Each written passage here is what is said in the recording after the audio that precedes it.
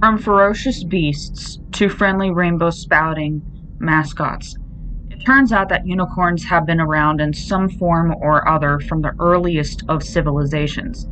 As April 9th marks National Unicorn Day, we thought we'd take the chance to briefly trace some of their natural history.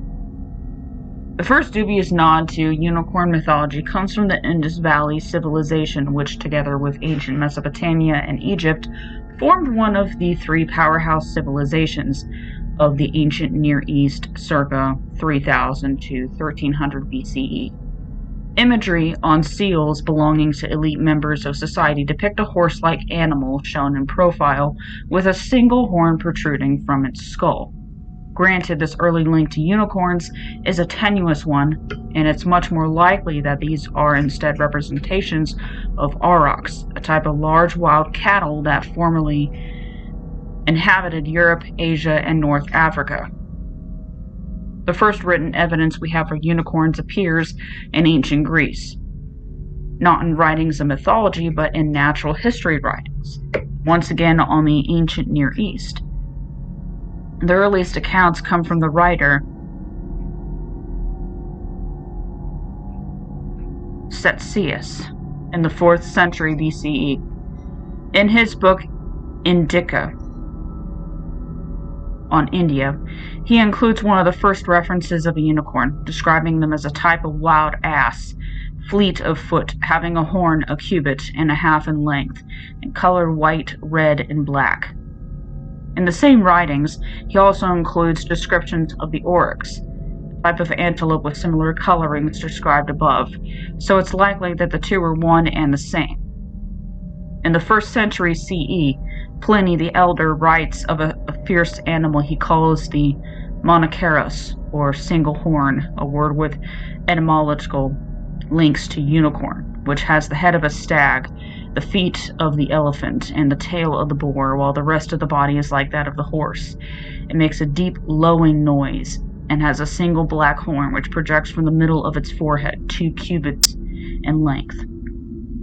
Not the usual imagery we'd associated with these majestic beasts. No prizes for guessing the animal he was actually describing.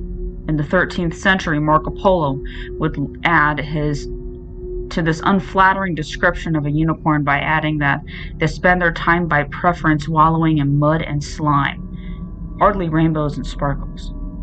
Obviously, in each of the above cases, we're witnessing a great deal of mistaken identity, but pieced together from all these accounts, the myth of a single-horned beast known as the unicorn was born.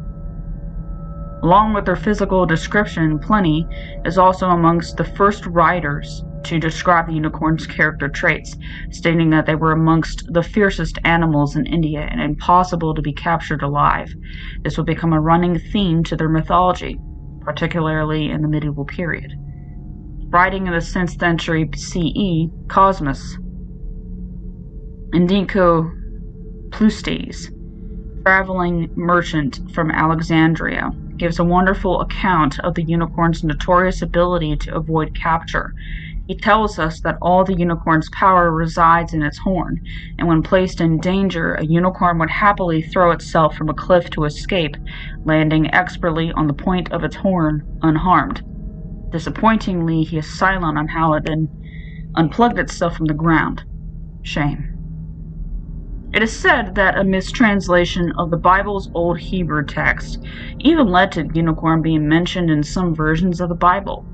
A supposed error when translating the Hebrew term reem, ox, as monoceros, effectively changed the word ox to unicorn.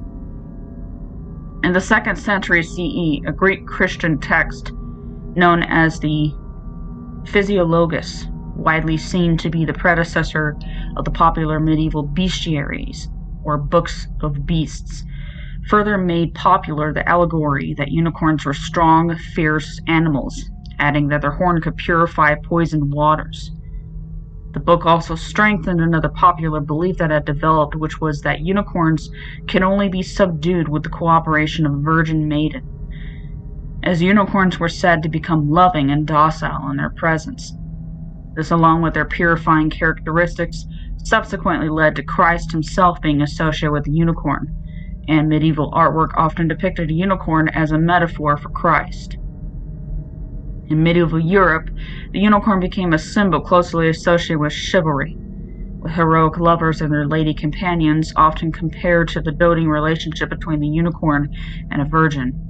During the Renaissance, in a move away from the Christian allegory, the unicorn became a secular symbol of chastity and loyalty. From the 15th century, unicorns also started to become popular in heraldry, frequently depicted as a horse with a goat's hooves and beard and a delicate spiral horn. They're often also shown as collared with a broken chain, perhaps as a nod to their immense power and ultimately untamable nature.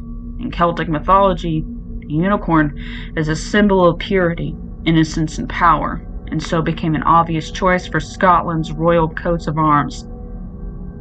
The purifying qualities associated with the unicorn's horn was such a popular legend that cups reputedly made of unicorn horn were highly valued by medieval nobility as a protection against poisoning. In reality, these cups were most likely made from rhinoceros horn or narwhal tusk. And unicorn horn as a means for protection didn't end there. In the 17th century, London newspapers often contained advertisements for miracle elixirs made of true unicorn horn. These were said to relieve a full-on list of diseases from ulcers and scurvy to melancholy and fainting spells.